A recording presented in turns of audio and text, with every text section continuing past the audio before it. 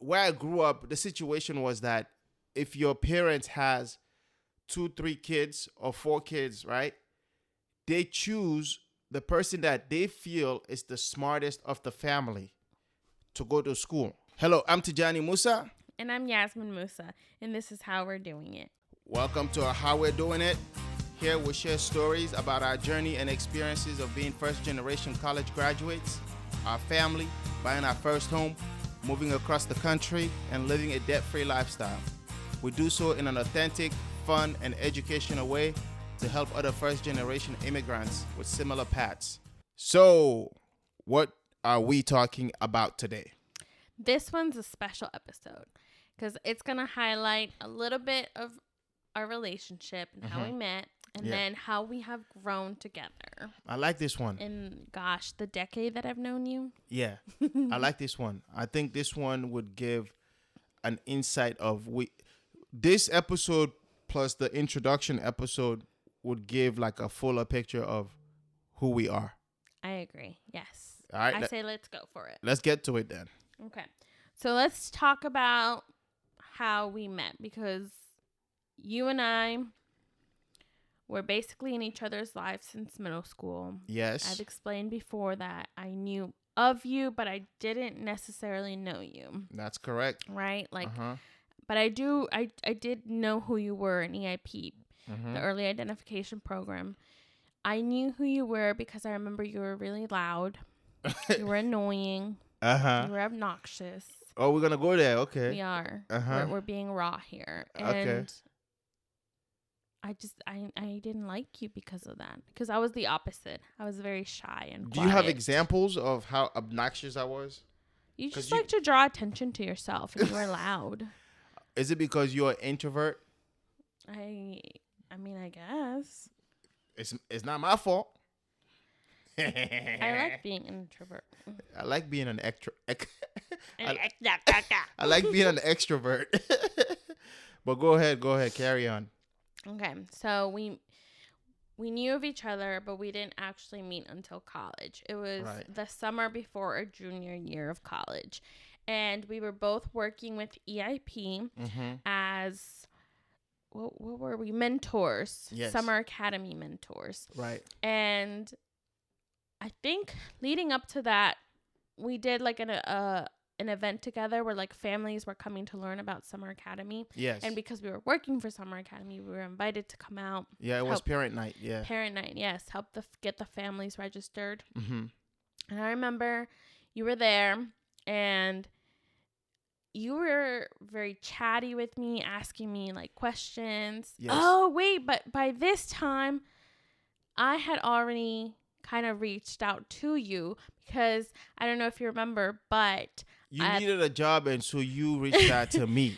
Well, I needed to know more information about the job. So I had applied to become a resident advisor.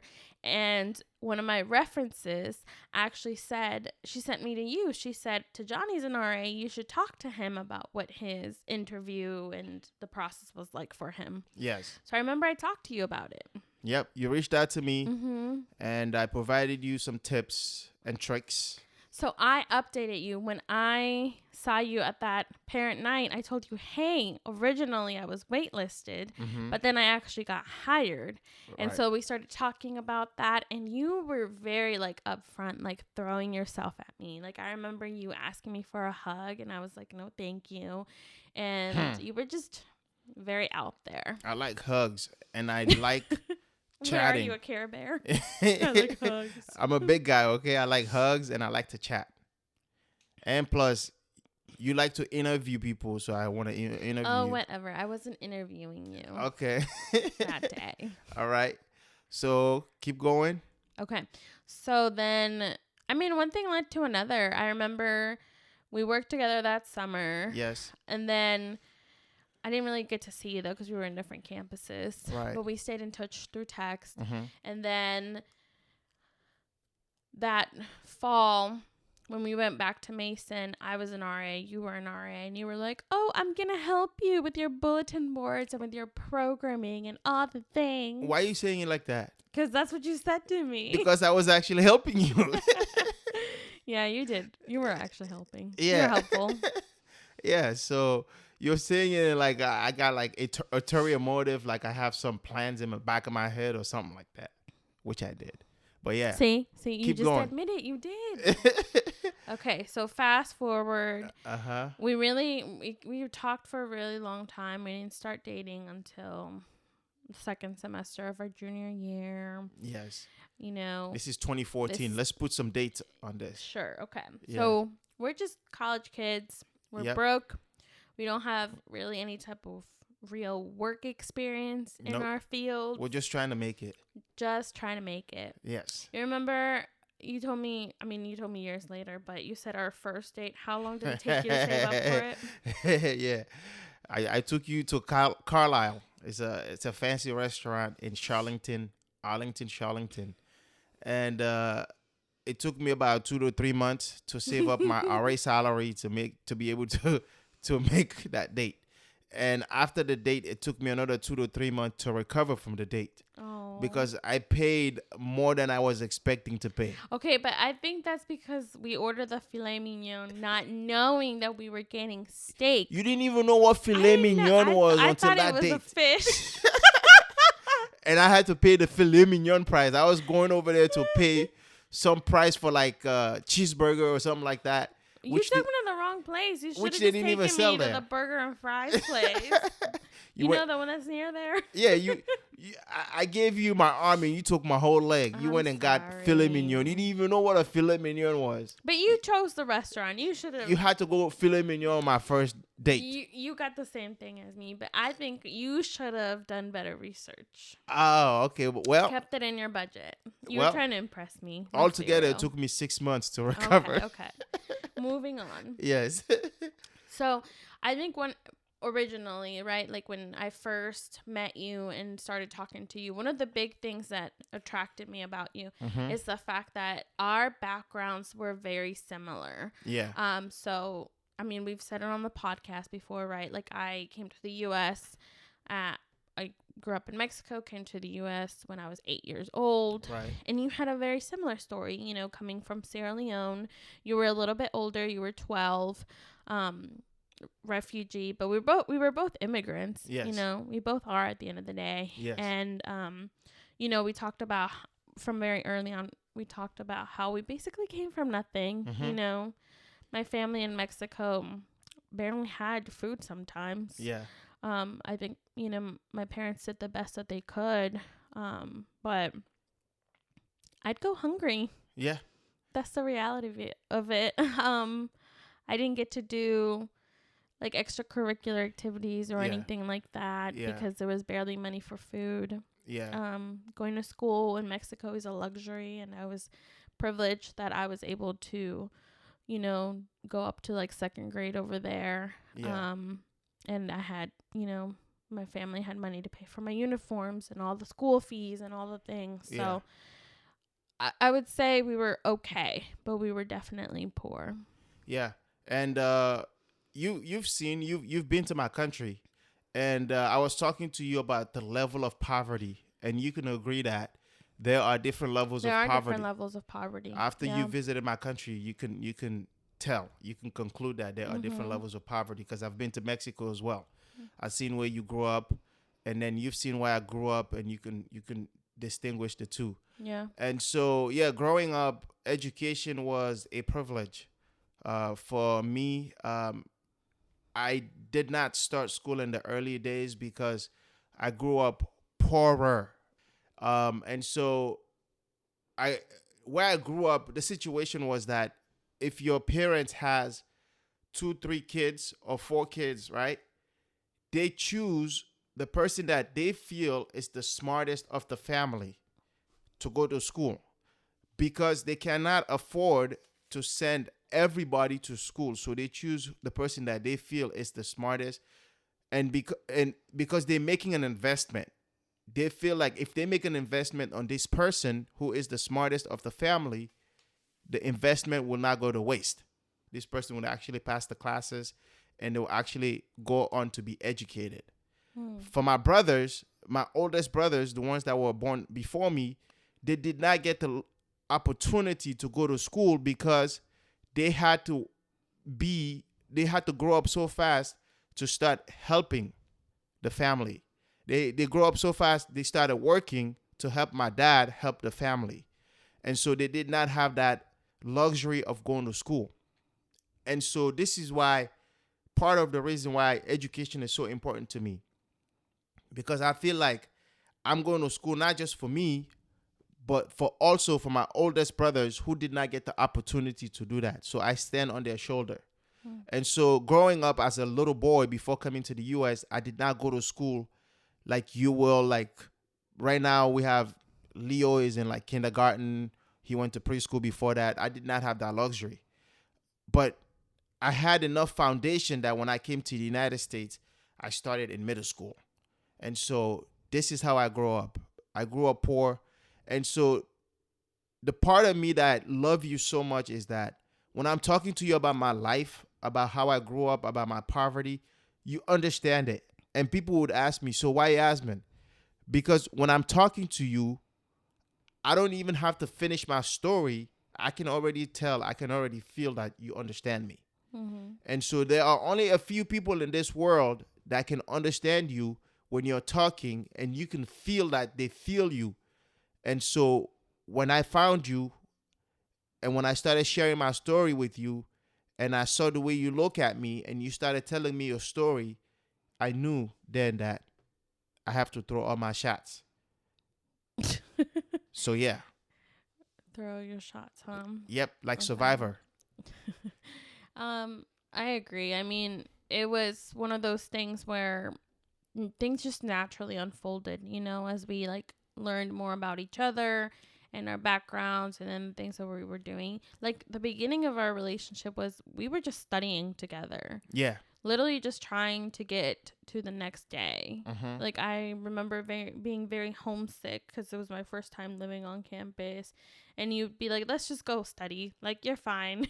You'll be okay. Just focus your attention on studying. During the day, we would not see each other between like classes and all the jobs that we held. Yeah, we're busy. We didn't see each other at all. We grew up poor, so we had to work a lot to make up for things like tuition and maybe our room and board, like food. We have to work 2-3 jobs to maintain a sustainable lifestyle on campus. Mm-hmm. And so while our friends are going to party on the weekend, we're going to work.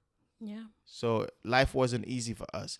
And so that was our life in college. We supported each other. We studied together. And I've mentioned to you before, when I met you in college, when I compare my GPA before I met you to the GPA after meeting you, I noticed that my GPA exponentially increased when I met you.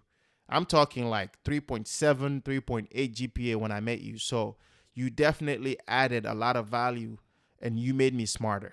You're welcome. Thank you. What can I say except you're welcome. So thank you very much for that. What else you have to talk about, college days before we move on to the next phase? No, we can move on to the next phase. College was a lot of hard work, a lot of dedication, a lot of working 2-3 jobs, a lot of supporting each other. But college was also the place that we learned about each other. Because nowadays, with all these applications, with all these dating apps, it is crucial, if you are in college, to first obtain your degree and work very hard to find a life partner. I mean, we were working together. Right. To get our degrees. And so we learned about each other. We knew about our weaknesses, our strengths. We knew about our values, the values that you grew up with, my values that I grew up with. And most of them, meshed together. And when we became partners, when I asked you out in 2014, we started talking about creating our own values together. And these values are the values that are going to guide us, that we are going to impart into our children in the future. And so these are some of the qualities that I love about you. Thank you. Yes, you're welcome. I get to see you're welcome. So I think like even after we graduated, mm-hmm. and we started talking about, because after graduation, I moved to North Carolina. Yes. To do Teach for America, and you stayed in Virginia where you had gotten your first job. Yes. And we didn't really see each other a lot. And I remember just thinking like, well, this is going to be a test for our relationship. Let's see if we can make it long term. Let's see how this goes. And it went well. Yes. I think we did really good. Yep, we did amazing. And that is because, first of all, my drive from where I was living to where you were working in North Carolina was less than 3 hours one way. So I was able to sacrifice the drive. But you were also making an effort, because we planned out our calendars where we would visit or see each other at least twice a month. You would come down to Virginia and visit, and then make sure that you see me. And then I'll go to North Carolina and visit and make sure that, I stay with you. And so both of us worked toward keeping and sustaining the relationship, and we did a fine job. We also had like specific time we would talk each night. Absolutely. So what I don't even remember what time it was. I know it was early because I would go to bed really early to get up. Yep. Early for work. And that is intentional, right? We marked out our calendar. We marked out our planners to ensure that we visit each other. And then also every night we ensure that we speak to each other and catch up on our days. You get to tell me how your day went. I get to tell you how my day went. And we love on each other. And maybe these are tips that people can use not only to grow together, but also tips that you can use if you're in a long distance relationship. You have to put in the effort and put in the work to make it work. Yeah, absolutely.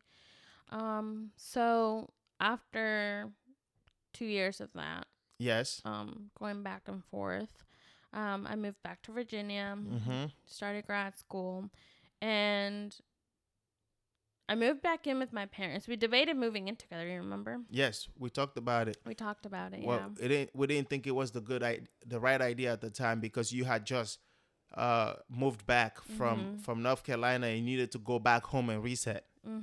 Right. Get my money straight. Yes. And all the things figured out. Yes. But we did. I think that's when we started talking more seriously about our relationship. Yes. At that point, we started talking about our relationship, and we started talking about what are some of the foundational things that we need to work on to ensure that this relationship is built on strong foundation. And so we started talking about finances, because both you and I grew up poor.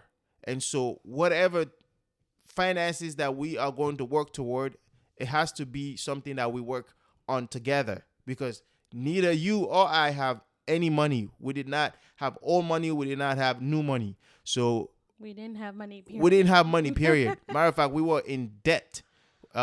Leaving college, you had a little bit of debt with your old car, and then also some credit cards. I have a little bit of debt from school, my car, and then also a little bit of credit cards. And so we started talking about finances, because we knew that these are some of the things that we lacked growing up, and they are going to be crucial in our relationship.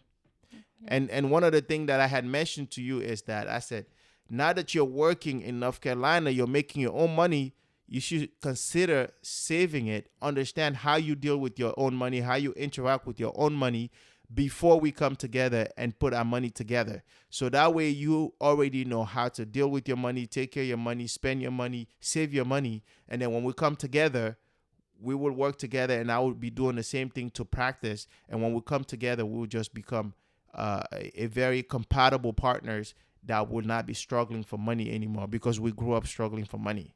I mean, but that didn't really happen, though, because I had no type of discipline with my money. Nope. And so we get engaged, we're ready to get married, and we have no money. Yeah. I think it's crazy. Maybe now is the time we actually tell people about our engagement. Like, do you remember the personal loan? Can you talk to us about that? Like after we got engaged?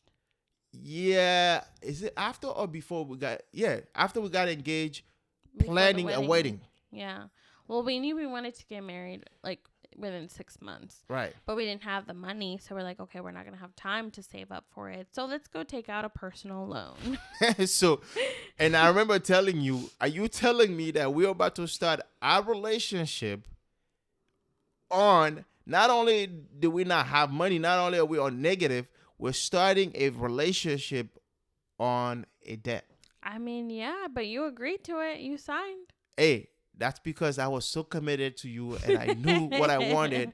There wasn't anything that was going to deter me from it. Bring it on. So we went and got $14,000 loan. But you know how some couples, like, they're like, well, we need to sign a prenup before we get married. Yeah. There was no such thing for me and you. Sign a prenup on what? I came to the relationship. Yeah, I came to the relationship with 2 trash bags of clothes. You had nothing to offer. I didn't even have a suitcase. Pre who? That's comical, right? It is. Yeah, that's comical. So yeah, I'm not prenubbing.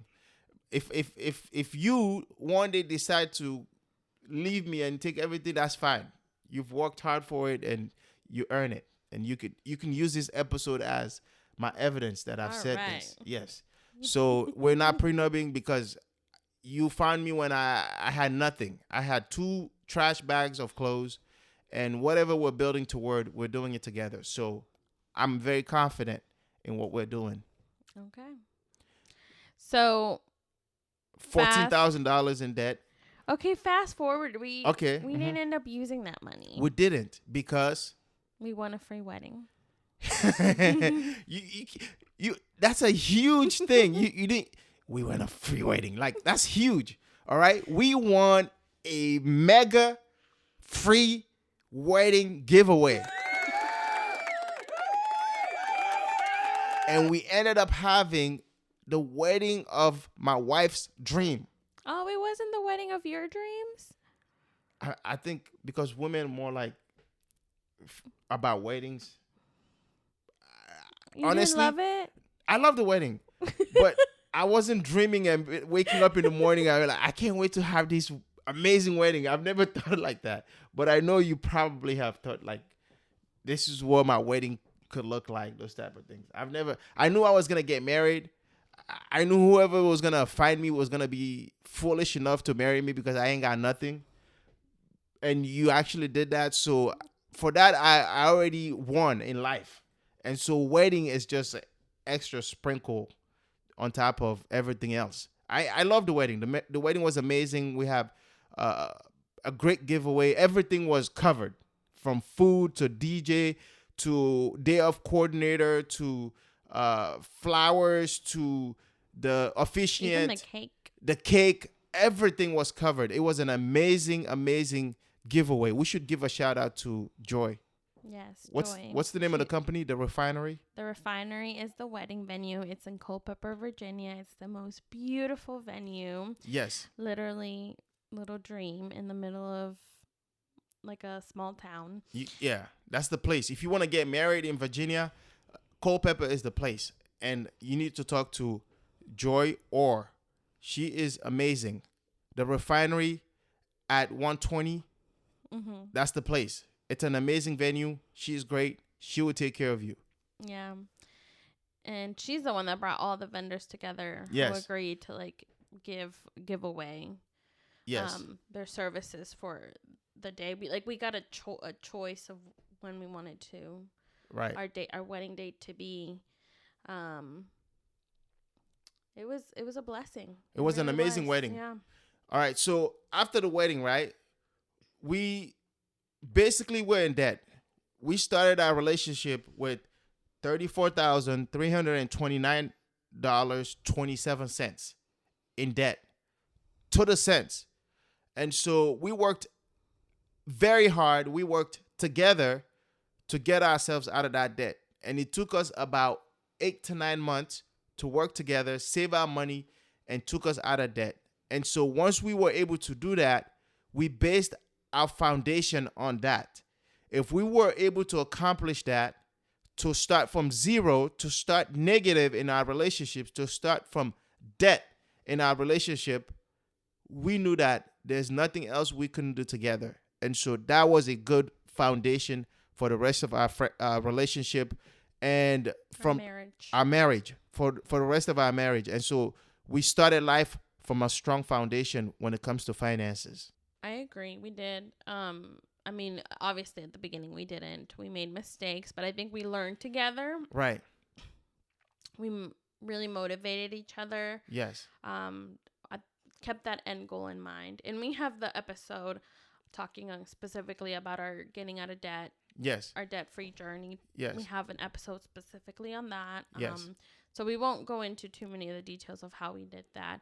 But I think it was the best thing we could have done, right? Like on our first wedding anniversary, we were celebrating getting out of debt. And like I knew that was the best gift we could give each other and our marriage. Yeah. I think that was one of the smartest things any couple could do. And another thing we also did as we grew together, we understood what we needed to do to continue to strengthen our relationship. And even before we got married, this is also an episode that we've recorded already. We talked about doing premarital counseling. And we knew that culturally speaking, that is not something that happens in our culture. But we knew that we wanted to start our relationship strong. And so when we worked on the finances, we said we need to do premarital counseling before our marriage. And we based our marriage on those bases of those two things. And so I feel like those things have served us well. What do you think? I agree, yeah. I always recommend to anybody that asks me, I'm like, well, just make sure you do premarital counseling. Make Yes. sure you do it. And like not the forced one, you know? Like it shouldn't be something that you feel like you're forced to do. We wanted to do it. We seeked it. Yeah. It was something that we felt would really benefit our relationship. And so Yes. we did it. Because we're putting together two different, distinct cultures. All right. And so we think that understanding each other at a deeper level could only help us. And so that's how the idea came about with the premarital counseling. And we're glad we did that. We really encouraged each other to grow in our professional fields as well. Yes. Because I remember, so you knew I wanted to be a teacher, right? And I Yes. told you, hey, I would like to do Teach for America. Yes. After I graduate. And not once did you say, oh no, like, you know, you're not going to be in the area. Like you should look for something around here. Not once did you like shoot down my dream. You supported me. Yes. You encouraged me to Yes. do it. And then for me, the reason why it was really important that I do it is because I wanted to see if I really wanted to be in education. And Yeah. I thought there's no better way of doing it than by going about it this way. Yeah. And then I also wanted to get clarity if I wanted to be in special education. And I Yes. found that I did. And I found out that within special education, I wanted to focus on students with visual impairments. Yes. And so when it came time, you know, when I was finishing up my 2 years with Teach for America and it was time to decide what's next, I had a very clear vision. I was like, I'm going back to school. I'm doing my master's in special education, Yes. focusing on visual impairments. And you were my biggest supporter. Yes. You were my biggest supporter through TFA as I was going through grad school. Matter of fact, we got married and I was still doing grad school. Yes, I remember hadn't those finished. days. You'll come home very tired because you were Exhausted. doing working full time and also doing school full time. Yes, and it was I was busy, you know, but you met me where I was. You said, you know, there were some nights where you'd be like, don't worry, I'll take care of the cooking, the dishes, whatever. You'd pack my lunch for me even. And you were there supporting me, watching me grow, you know.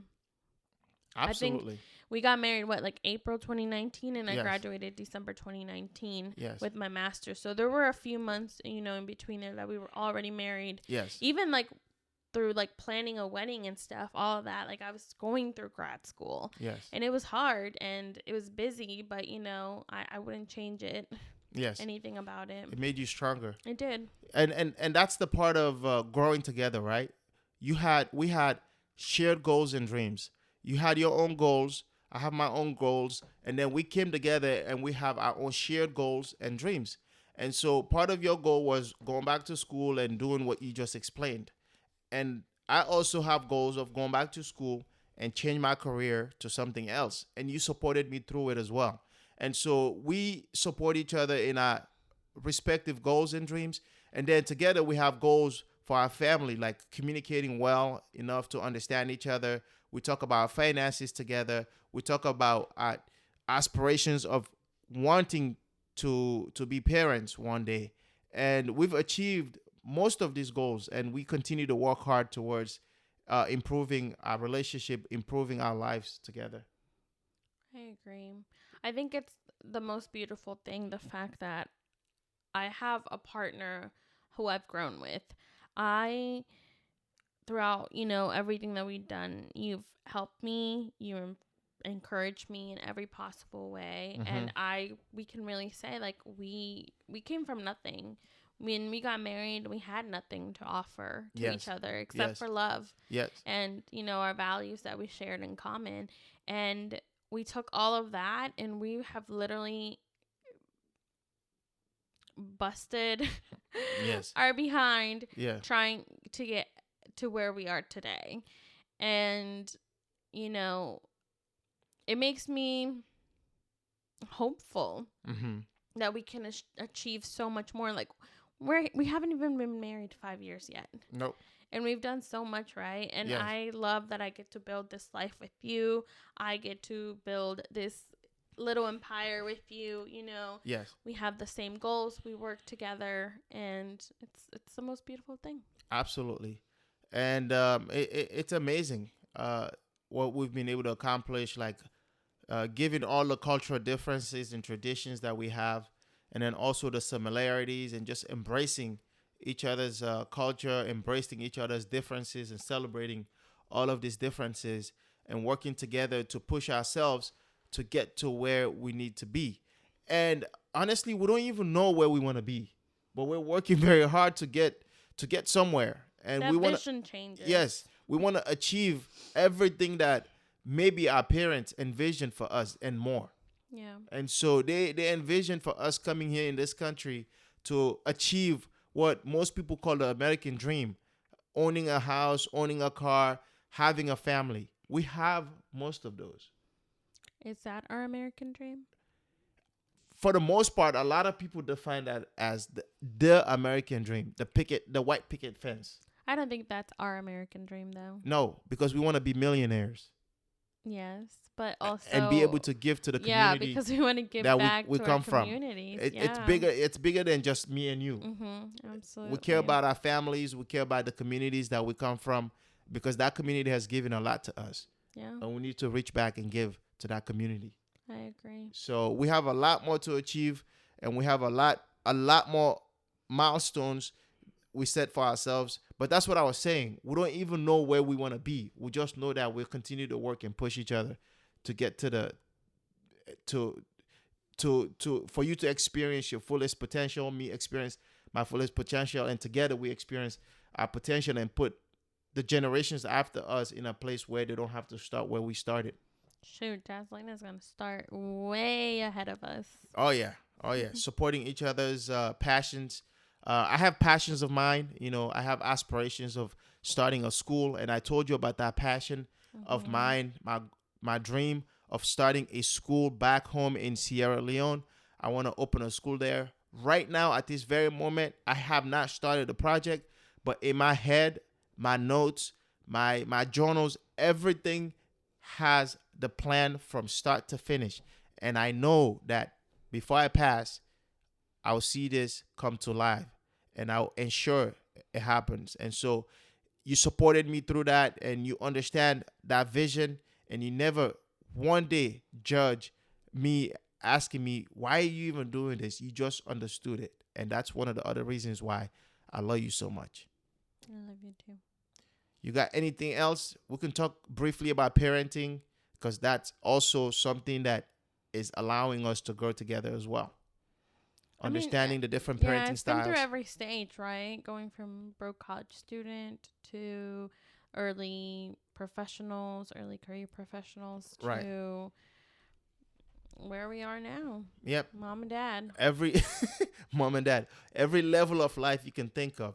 Started out as young people in college, just trying to understand each other, working together, and then graduated, trying to figure out what being a professional is like, trying to identify our own niche or career place to find employment, and then making money to take care of our responsibilities, to being in a position where we said we wanted to get married, and continue to build from there, understanding each other, setting up the foundational things that we knew are important, like communication, understanding our finances, understanding our different conflict resolution styles. How do we approach conflict?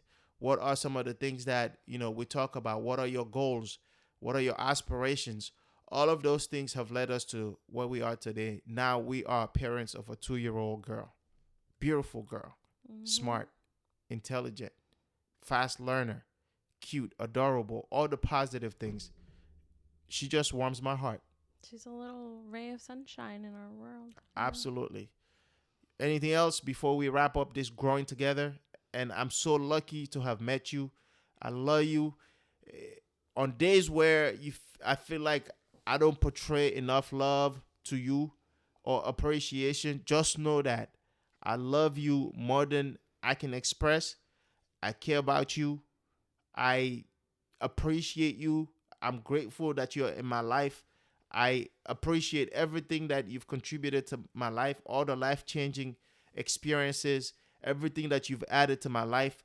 You met me when I had 2 bags of clothes in trash bags, and now I'm living in a very, very beautiful home because of the hard work you and I are doing. And for all of that, I just want to say that I really, really appreciate you. I'll share all that stuff with you later. Okay. I don't want them to see my love to you. But you just because you're gonna cry. Yes. Okay. Well, thank you very much. This was a fun episode to recap our life. And before we leave, can you give like listeners that are in that point of their life where they're trying to identify a good life partner, what are some of the tips that they should be looking for? Ooh, look for someone who shares similar values as you. Okay. Values in terms of your finances, your religion. That's very important. Yes. Family. Yes. The things you care about. Everything that you care about. Yeah. You want someone who is similar in prioritizing those things. Yes. And then just being yourself, right? Like if you put on this fake image of somebody who you are not, it's all gonna fall apart. It doesn't help. It doesn't, just because you might end up with a fake person too. Right. Just be authentic. Be yourself. Learn to love yourself. Learn what you bring to the table. Learn how all the amazing things about you. Yes. It requires some work, right? Like you gotta do some of that inner work to make sure you're in a good space. Yes. Where you recognize all these things and you see the value that you bring, and look for someone who's willing to look in themselves too, who's willing to recognize their strengths, their weaknesses, who's able to tell you where they see themselves in 5 and 10 years, and see if you fit in there. Wow. Don't force anything. That's a good one. I think we'll leave it right there. Thank you for listening to another episode of How We're Doing It. We want to hear from you. Contact us at hwdipodcast@gmail.com or leave a comment. If you like the show, consider subscribing in order to get notified of new episodes. Thank you for listening, and we'll see you again on the next episode. Mama. Bye-bye. Bye-bye.